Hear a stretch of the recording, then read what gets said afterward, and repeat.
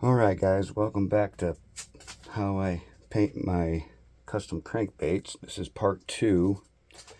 This is going to be prepping the lures. As you can see, some I've got further ahead here. This one here has already been primed and started a base coat.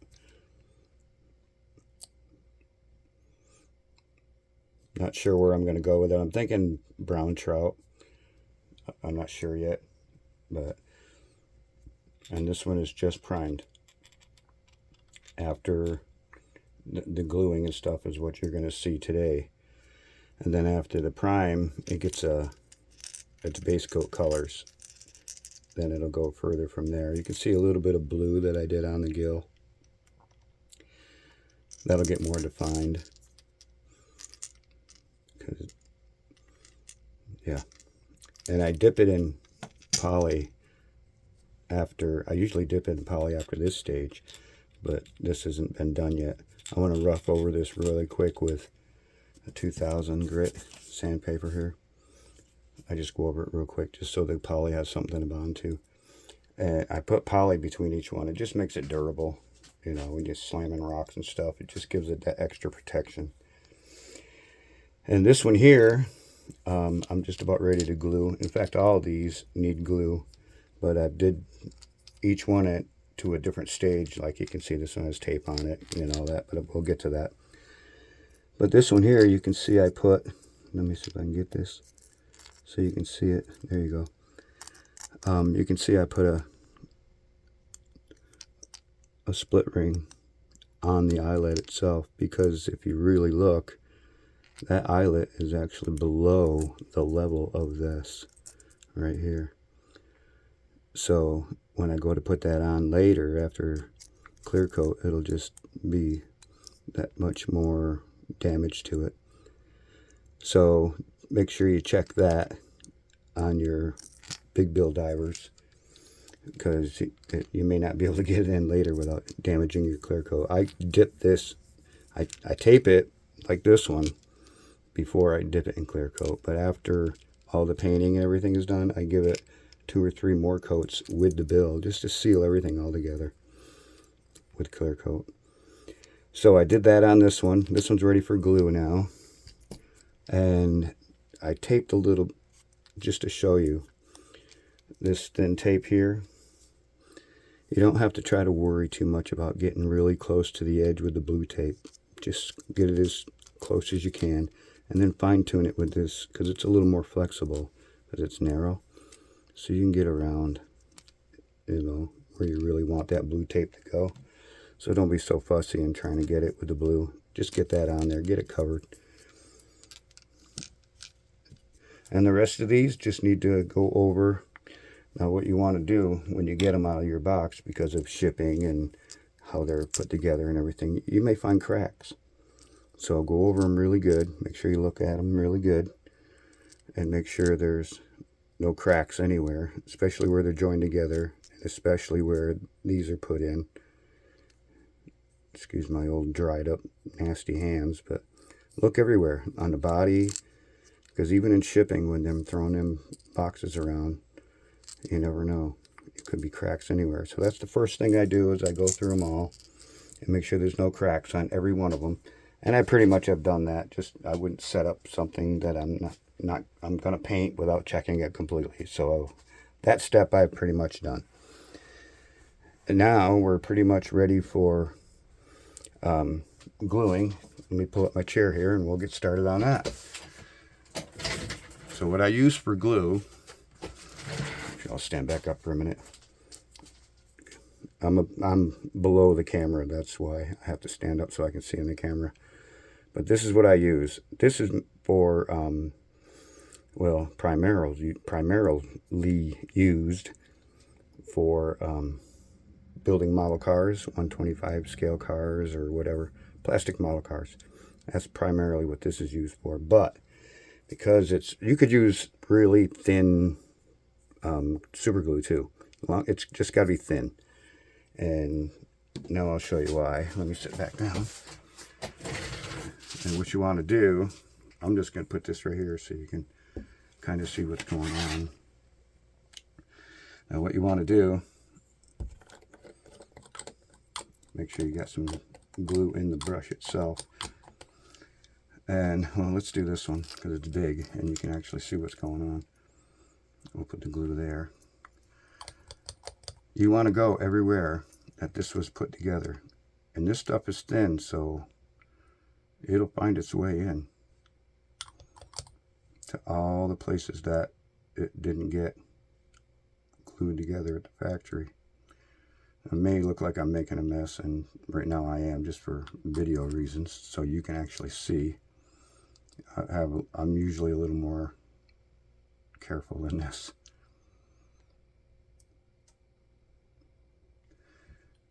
But this is the important part, around the eye.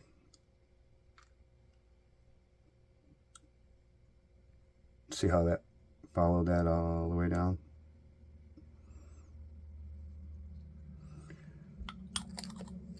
I'm going a little extra heavy on the glue here. I mean, once this tube is loaded, you really don't need to keep dipping like I'm doing. But I'm doing it so you can actually see the glue run.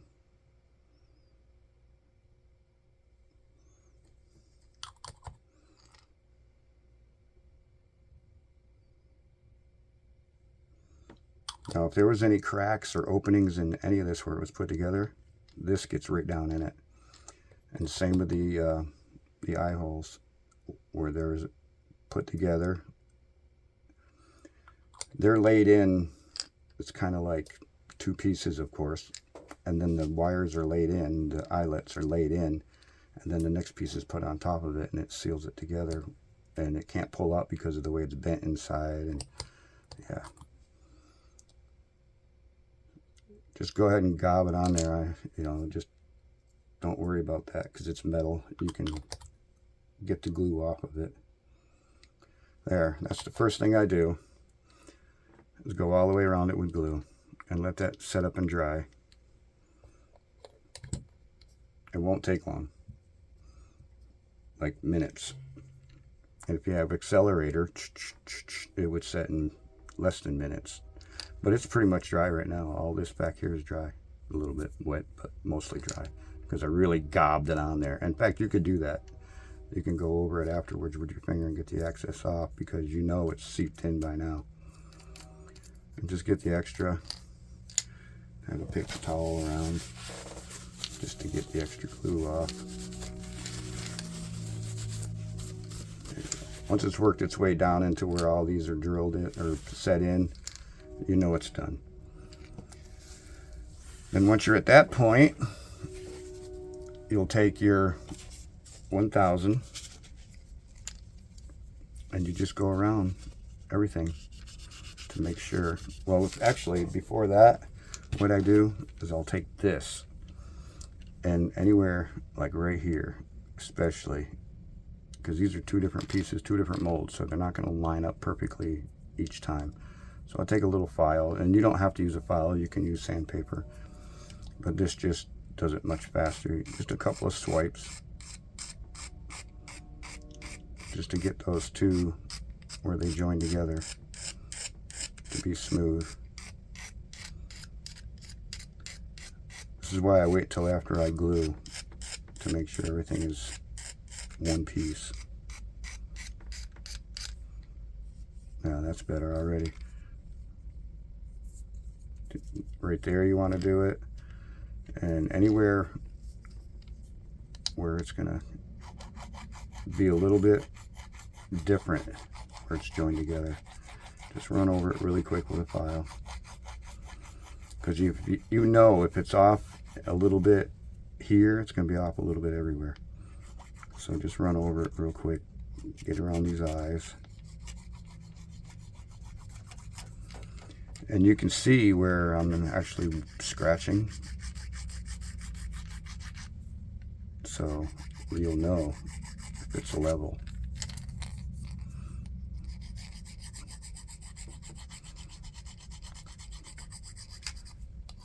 This just makes your paint job look better for one, and it makes it run better.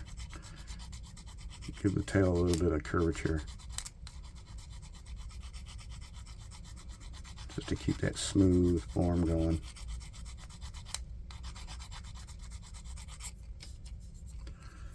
Same with the back.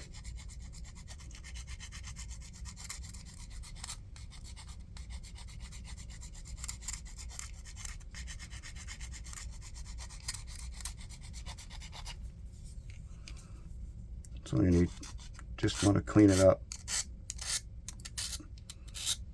And this will help your primer coat too, because you're giving it a nice rough edge to bond to.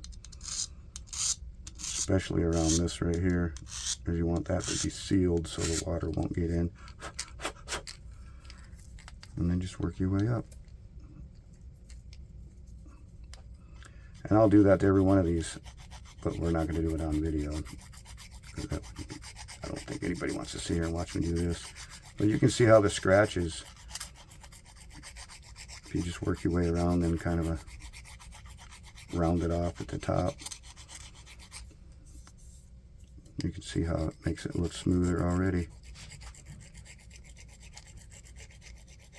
Now be careful around the eye sockets, because if you have eyes that fit in there perfectly, they may not if you get too carried away around the eye sockets.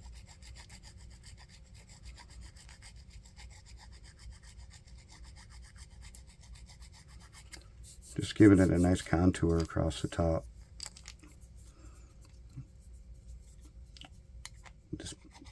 The bill I'm actually going to sand because it's concaved, and this would not get in there right, and it would just scratch the hell out of it. So this one's done. This one's ready for prime. Well, not for prime. It needs to be sanded first, but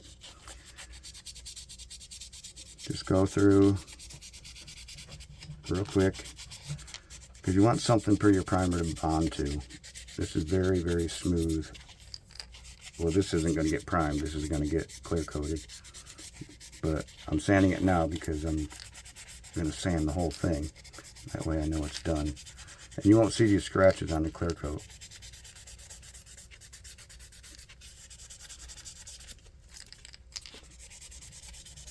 Not at all. This is also how you make the plastic on your Hot Wheels. The plastic windshields. Take them out, sand them with 1000, 2000, really smooth, and then dip them in clear coat and cover them with a cup or something so the dust don't sit on them.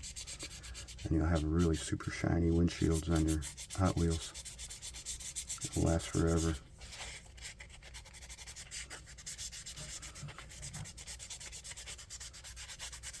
Cat's scratching at the door, but he's going to have to wait. I want to get this sanded quick so we can move on to primer.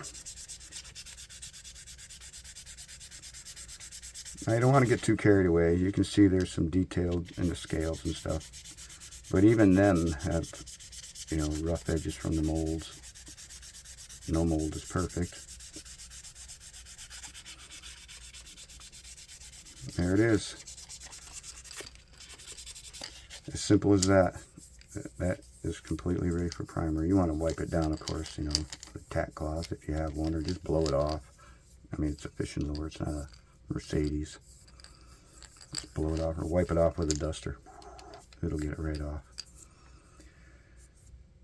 Okay, next step after that will be you put it on one of these bad boys and rub it down with some alcohol. Oops. Make sure you can get it on there right, you know. I can't clip it to this one. Well, actually I would. After I taped it, I would just tape the bill. Like on this, I would just clip it on the bill.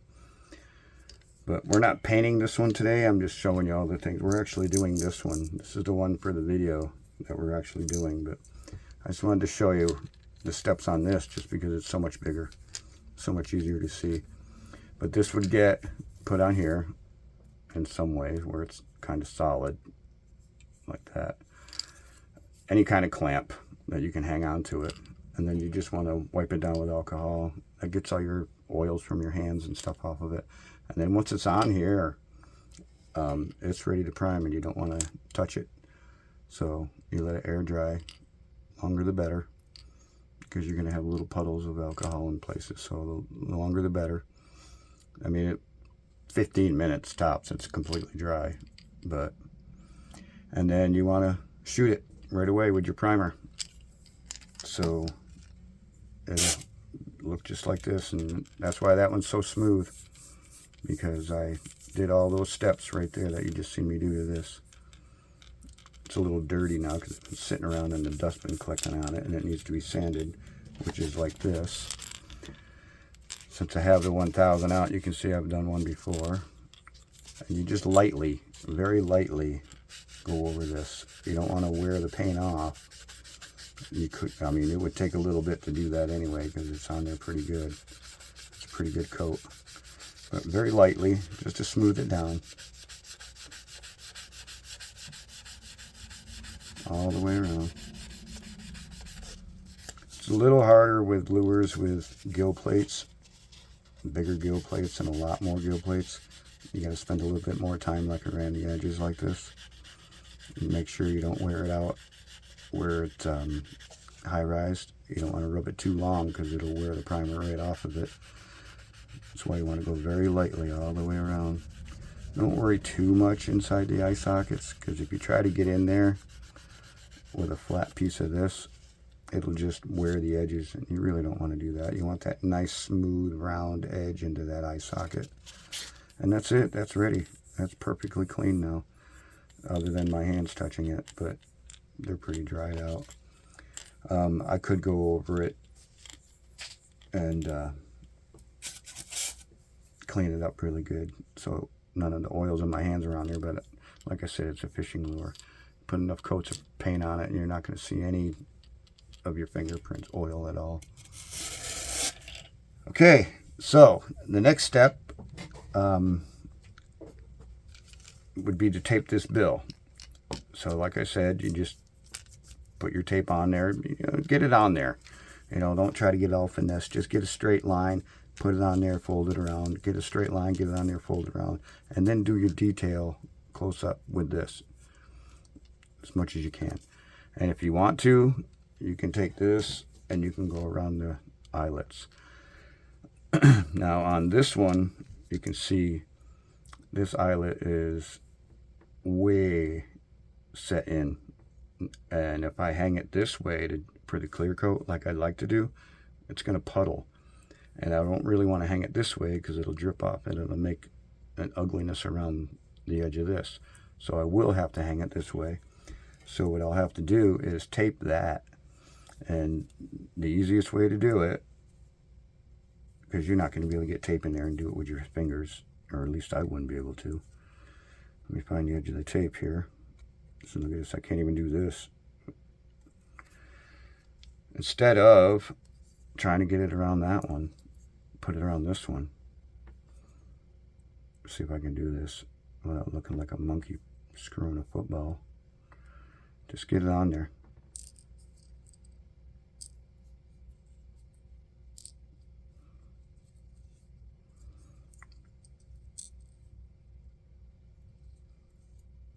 And you can make it as thick as you want, it doesn't matter. It's just protecting the eye. I'm going to put quite a bit on this one because, like I said, I don't want the clear coat.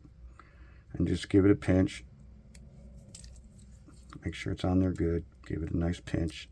Go all the way around, give it a good pinch. Now what that does is it makes it nice and tight around this one, but take it off.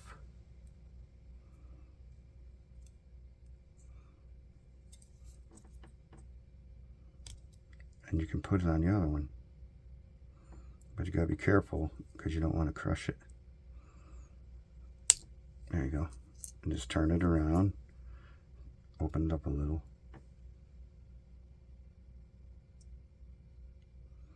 Kind of make it a little more round again.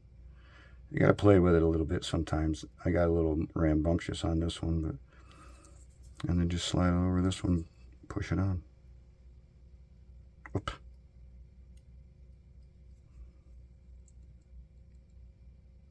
There you go. Push that on. Get your clip. when you clip it, that'll seal it. So when you dip it in your clear coat and swash it around over, run it out to make sure it runs out of your bill, and then you can flip it upside down and it won't fill up your eyelet. So that one will stay on there now because that'll be ready to go. So that's really all I use this for, this tape, or going around the edges and trying to make it so it's a little bit closer. Like this one doesn't need any because it doesn't have a bill. So you don't need to do anything. I might do this just because I like that clear. But then again, I can make it look like a anal fin too. So whatever. We're going to leave this in there now. Just so I know that's ready.